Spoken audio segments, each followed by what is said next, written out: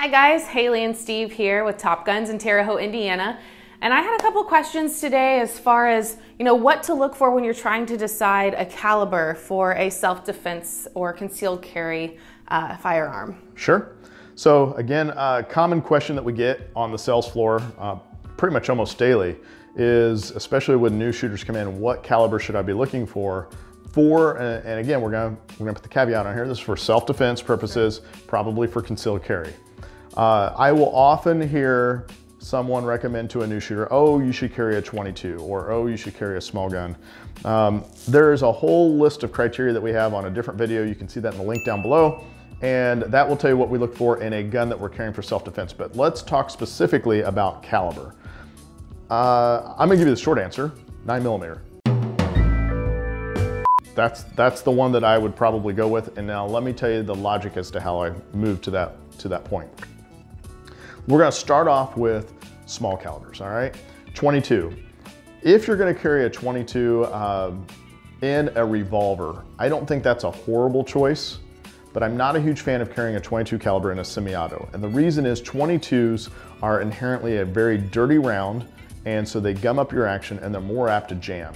Okay. And often when someone is carrying a 22, I often see that it's someone recommending that to a newer shooter. If you're a newer shooter, you're probably less experienced at clearing a malfunction. And so the last thing I'd want to do is hand you a gun that is most likely to jam on you because of how inherently dirty that round shoots. So personally, I would stay away from a 22 unless it was in a revolver, then I would maybe consider that. Next would be the 380. Okay, I know I'm skipping a few rounds here, but 380 would be the next most common round that I often hear recommended. 380 is not a horrible round. I will tell you again, between that and a 9mm, and I'm not sure if you're aware of this, but the 380 and the 9mm are the same diameter bullet, okay? The difference is the length, which means you have a little more powder, which is giving you more velocity out of the 9. Okay.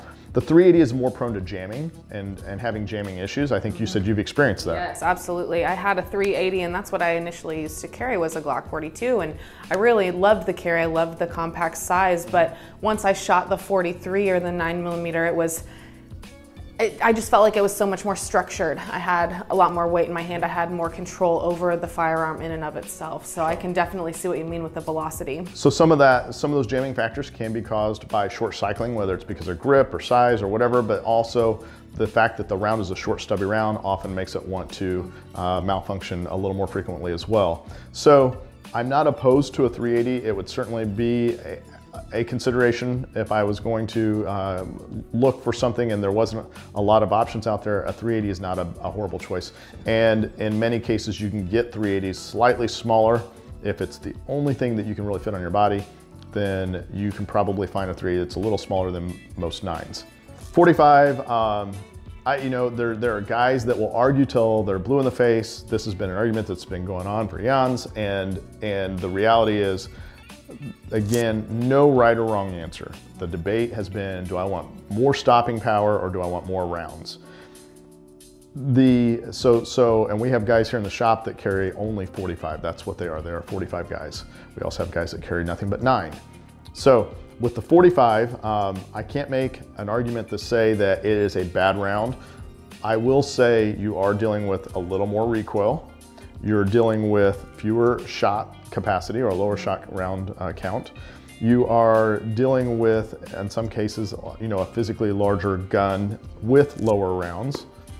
And it does take a little longer for follow-up shots in most instances because you have more felt recoil.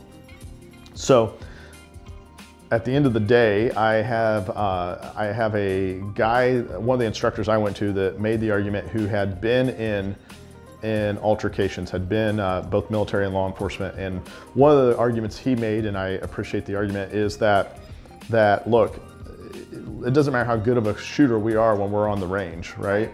When someone's shooting back, we're gonna be nervous. We're in a stressful situation. And which means, although we should be accountable for every round that leaves our gun, the reality is we're probably going to miss more frequently in a stressful situation than we are when we're in a controlled circumstances. But so as a result, more rounds are often probably a better thing, right?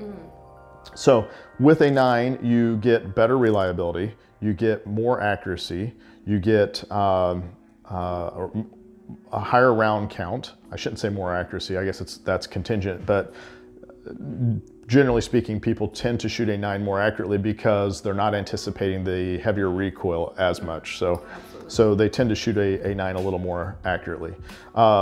You do get the higher round count. You have often a smaller physical size, which means you're able to carry it on you better, lighter weight sometimes. But the other thing is that the ammunition is less expensive, which means we are more apt to spend more money practicing, which is what we all need to do, is to practice more, which causes us, I would rather have, I could carry a bazooka, but if I never shoot it because it's too expensive, and the one time I take a shot, I'm missing, it did me no good to have that, right? So the same argument can be made for whatever round you choose to carry.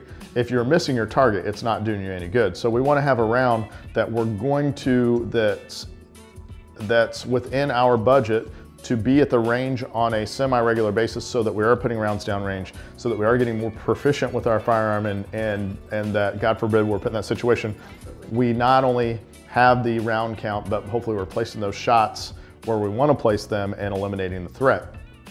The other thing is, the other argument there is more holes in different spots is going to potentially cause the body, the fluids, to basically, the same thing with the vehicle, whatever, as you're taking the hydraulics out of the system, right? So incapacitation is our goal, not necessarily killing, but stopping the threat. Absolutely. And so to do that, we need to either hit the central nervous system so that you're immediately incapacitating, or you have to take the hydraulics out so that the blood flow is no longer going, which means you're not taking oxygen to the brain, which is going to cause them to black out. So there is my answer in a nutshell. It's not a perfect answer.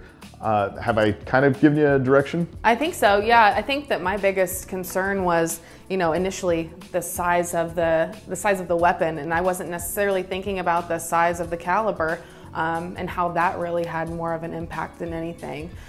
So I appreciate the knowledge. I'll be able to take that back and... All right, so I have a feeling there's gonna be some folks on here that are going to make some corrections for me, help us out. Yeah. So she would love to know everybody's feedback, and by all means, don't hesitate to correct me and help me out so that she has the ability to read your answers and maybe get some better guidance. But also, there'll be a lot of other people reading your answers, so give them some guidance as well. Absolutely. So thanks again for watching. If you would, just hit the subscribe button and share if you'd like. Make sure you get notifications so you know when our next video is. All right, guys, thanks. Take care. We'll talk to you soon. Take care.